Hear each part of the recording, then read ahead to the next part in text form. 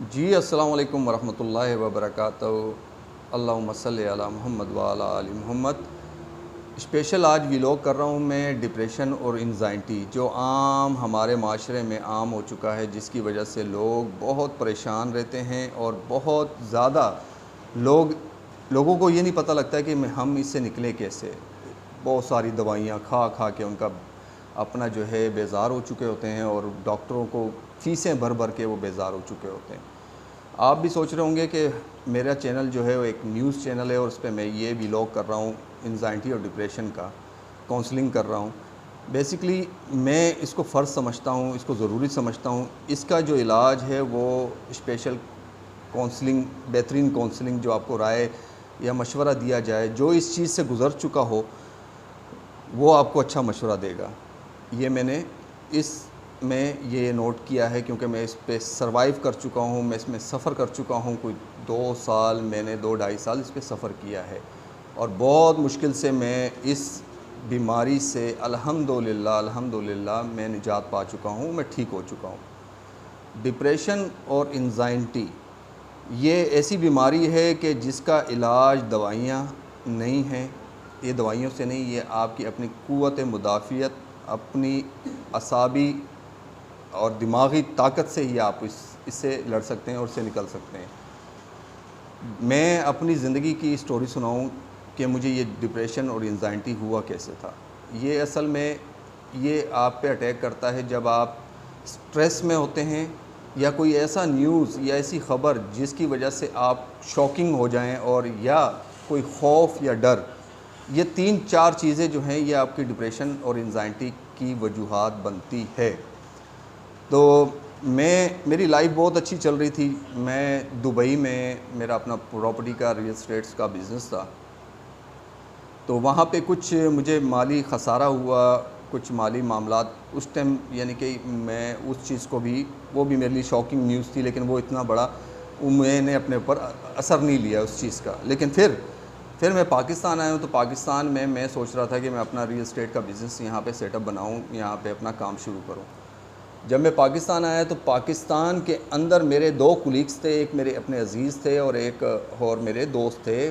Property के काम में मेरे 2 कुलीग्स थे। चलता रहा सिलसिला जी। प्रॉपर्टी का ऑफ़िस मैंने ओपन कर दिया। कोई 3-4 महीने सिलसिला चला, बड़ा अच्छा सेटअप हो था, बड़ा अच्छा काम था। प्रॉपर्टी के साथ साथ मैंने टूरिज़म का काम भी शुरू किया था। तो हमारे एक कुलीग हैं, वो उनकी अचानक डेथ हो गई हार्ट अटैक की वजह से। अब आपके साथ जो टच में होते हैं या आपके साथ रोज़मर्रा ज़िंदगी में आपके ख़ास किरदार होता है जिनका, तो उनका जाना एक बहुत बड़ा शौक़ होता है हर इंसान के लिए।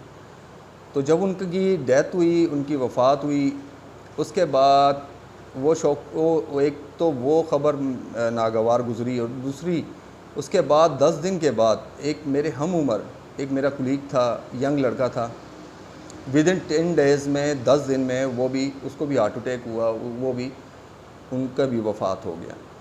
जब उनकी ख़बर मैंने सुनी, न्यूज़ सुनी, तो मेरे लिए ये एक बहुत बड़ा शॉकिंग न्यूज़ था। और मैं जब ये ख़बर सुनी तो मेरा साथ देना ख़त्म हो, मेरे जिस्म ने मेरा साथ नहीं दिया और मैं एकदम से निढाल हो गया। मेरी हार्ट बीट तेज़ हो गई, बहुत तेज़ हो गई। ऐसे लग रहा था कि मुझे भी अभी हार्ट अटैक हो जाएगा। मैं डॉक्टर के पास भागता हुआ गया। उन्होंने कोई इंजेक्शन वगैरह दिए हैं और काफ़ी, यानी कि थोड़ा बहुत जो उन्होंने ट्रीटमेंट की, ठीक है, लेकिन फिर भी हार्ट बीट मेरी कंट्रोल नहीं हो रही थी। क्योंकि हार्ट बीट इसलिए कंट्रोल नहीं हो रही थी कि मेरा दिमाग जो है वो अपने कंट्रोल में नहीं था। जब आपका दिमाग कंट्रोल में नहीं होता तो आपकी बॉडी का कोई भी पार्ट्स जो है वो आपके कंट्रोल में नहीं रहता। तो दिमाग कंट्रोल में नहीं था, हार्ट बीट तेज़ हो रही थी। मुझे लगता था कि मुझे हार्ट अटैक आ जाएगा। वो जैसे ही हार्ट बीट अपने, यानी कि एक रोज़मर्रा के रूटीन से हट कर आपकी बॉडी का कोई भी चीज़ अचानक से पॉजिटिव काम करना शुरू कर दे, तो आपको डर सा लगता है कि ये जो खौफ है कि ये हो क्या रहा है मेरे साथ। हार्ट बीट मेरी चलती रही बदस्तूर। मुझे लगता था अटैक हो रहा है। फिर मैं सोचों में पड़ जाता था। वो सोच मुझे और ख़राब करती थी, मेरी बॉडी और डिस्टर्ब करती थी। डेली हॉस्पिटल आना जाना, कार्डियोलॉजी, हार्ट के सर्जन्स को, मैंने हार्ट के स्पेशलिस्ट को जाके टेस्ट करवाया, तो उन्होंने मुझे इतने बड़े बड़े भारी भारी टेस्ट लिख के दिए। आप यकीन जाने तमाम के तमाम टेस्ट जब लेके आते थे हम हैरान हो जाते थे, हमें होता कुछ नहीं था, सब कुछ ठीक था, लेकिन हार्ट बीट तेज़ थी।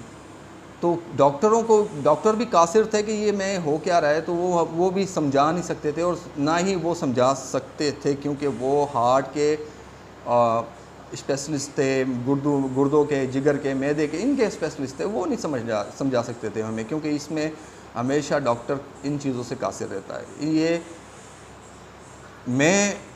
मैंने सोचा, मैंने कहा यार अब मैंने इससे निकलना है, मेरे बच्चे हैं छोटे छोटे, अगर नहीं भी मरना होगा, इस सिचुएशन में इस तरह पड़ा रहा तो मैं मर जाऊंगा। तो मैंने अपनी कोशिशें जारी रखी और मैं अल्लाह की तरफ राग़िब हुआ। रब्बुल आलमीन, एक रब की ज़ात, अल्लाह रब्बुल आलमीन बहुत रहमान और रहीम है, शफ़ा भी देने वाला अल्लाह की ज़ात है। जब आप उसके दर पे दस्तक देते हैं तो वो आपको मदद देता है। तो मुझे भी वहीं से मदद मिली है।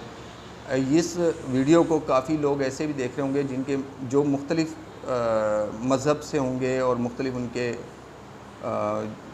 उनके अक़ीदे होंगे, लेकिन मैं मुसलमान हूँ।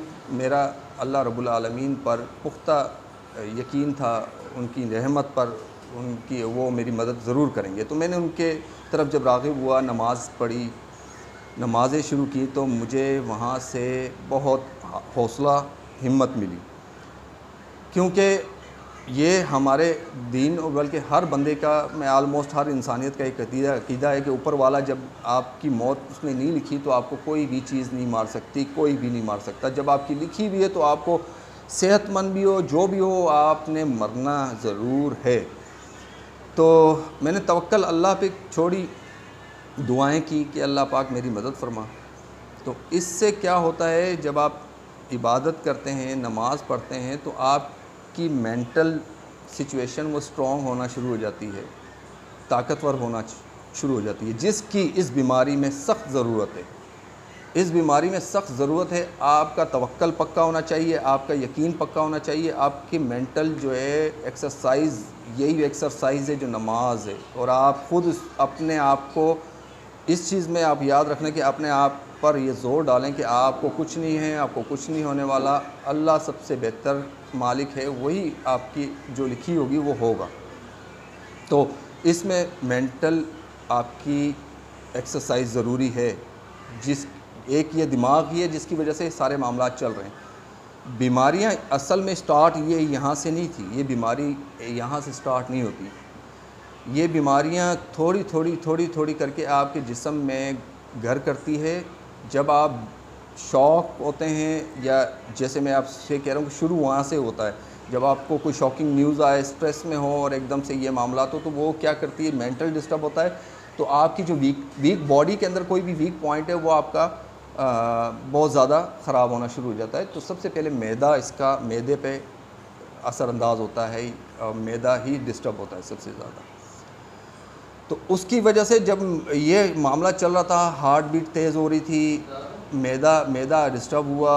मैदा जब डिस्टर्ब होता है तो मैदा एक ऐसा पार्ट है बॉडी का जिसकी वजह से आपकी ज़िंदगी मफलूज हो जाती है। तो मैदा जब डिस्टर्ब हुआ तो अब मैदे ने अपना काम, उसको भी नहीं समझ आ रही थी, मैदा भी आपका जो है काम करना बंद कर दिया और उल्टी सीधी हरकतें शुरू हो गई हैं, मोशन आना, कब्ज़ होना, ये आम सी रूटीन है जिसको डॉक्टर IBS का नाम देते हैं। IBS बेसिकली यही चीज़ है, यहीं से शुरू होती है, दिमाग से ही शुरू होती है सारे मामला।